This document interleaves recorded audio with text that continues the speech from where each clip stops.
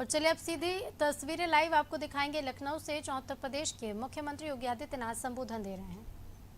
प्रकृति के द्वारा प्रदत्त पुष्पों से जो खुशबू आती थी, इतनी ज्यादा आती थी कि रात्रि में वहां रुकने के लिए, इतने बड़े भूभाग में कोई व्यक्ति रात्रि को रुकेगा तो हो सकता है उसको कहीं नुकसान न हो, इसलिए वहां से उसको रात्रि में रुकने की मनाही प्रत्येक व्यक्ति के लिए वहां होती थी। आज हम देखते हैं जब हम केमिकल और फर्टिलाइजर से या पेस्टिसाइड से पुष्प का उत्पादन कर रहे हैं, हो सकता है उसकी साइज बड़ी हो गई हो, लेकिन उसकी खुशबू गायब हो गई है। उसकी प्राकृतिक जो उसके अंदर एक गुण था वो उससे दूर हुआ है।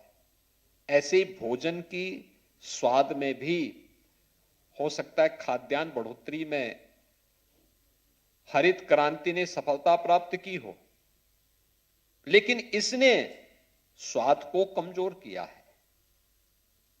इसने तमाम प्रकार के अन्य दुष्परिणाम भी सामने लेके आए हैं। पंजाब से आप देखते होंगे कैंसर ट्रेन ही एक चलती है और यह बीमारी तेजी के साथ बढ़ती जा रही है।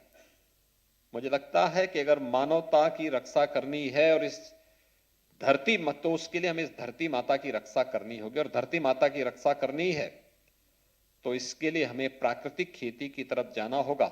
यही किसान के सतत और समान विकास का एक सबसे महत्वपूर्ण विकल्प वर्तमान में हम सबके सामने है।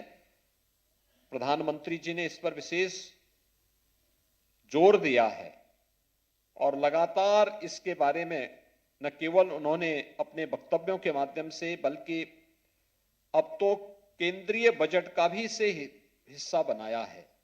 इसलिए हम सब अगर इसके साथ जुड़ते हैं तो उसके बहुत अच्छे परिणाम सामने आएंगे। उत्तर प्रदेश सरकार ने इस दिशा से 2020 में जो कार्यक्रम प्रारंभ किए थे, भारत सरकार ने गंगा के दोनों तटों पर 5-5 किलोमीटर के दायरे को इसके रूप में लेने के लिए एक विशेष अभियान को आगे बढ़ाया है। गंगा यात्रा के दौरान 2020 में भी राज्य सरकार ने इसके बारे में काफी जागरूकता के विशेष अभियान भी चलाए थे। साथ साथ इस बार के बजट में हम लोगों ने पूरे बुंदेलखंड क्षेत्र को इस दृष्टि से प्राकृतिक खेती के लिए हमने चयन किया है।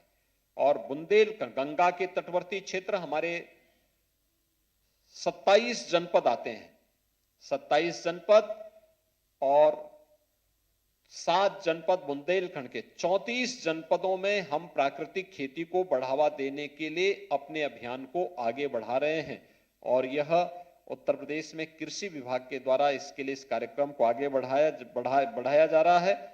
और इसके लिए आवश्यकता पड़ेगी तो इसके लिए हम बोर्ड आदि के गठन की प्रक्रिया को भी तेजी के साथ आगे बढ़ाएंगे, जिससे इसे प्रोत्साहित किया जा सके। उत्तर प्रदेश में